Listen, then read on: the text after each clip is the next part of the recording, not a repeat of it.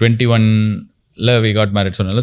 So many years like we became from young teenagers or probably young adultsல இருந்து like ஒரு 20 வருஷம் நாங்க we are together almost. So எங்களுக்கு வந்து we know each other so well. Like என்னால் வந்து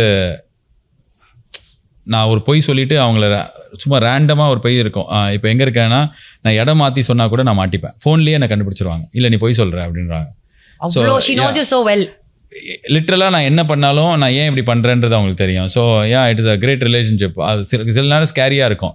என்ன யோசிக்கிறாங்கன்னு கூட அதாவது இந்த கிராண்ட் மாஸ்டர்னு முன்னாடி விஜய் டிவியில் லுக் அட் மை ஐஸ் அப்படின்னு சொல்லிட்டு கரெக்டாக கண்டுபிடிச்சு அந்த மாதிரி நான் என்ன நினச்சாலும் கண்டுபிடிச்சிருவாங்க. ஜாலியாக இருக்கும் எங்கள் வீடு. ஒரு மாதிரி என் பசங்களும் கொஞ்சம் ஃபன்னி. ஸோ கலாய்ப்பாங்க. அண்ட் பசங்க கிட்ட எப்படிங்க? they are all this young Gen Z. Very cool. Like I learn lot of things.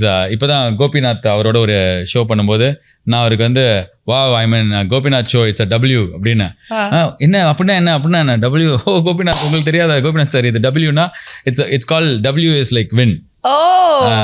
So it's a win அப்படின்னு என் பையன் சொல்லுவான். ஸோ இந்த படத்துக்கு நாங்கள் ஒரு பாட்டு எழுதினோம்.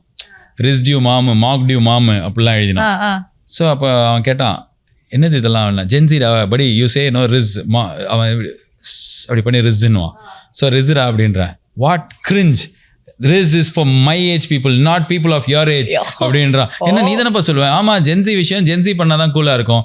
நீங்களாம் உங்கள் வயசுலாம் பண்ணக்கூடாது. நான் அப்போ தான் ரியலைஸ் பண்ணேன் ஓகே ப்ராப்ளி தட்ஸ் ட்ரூ.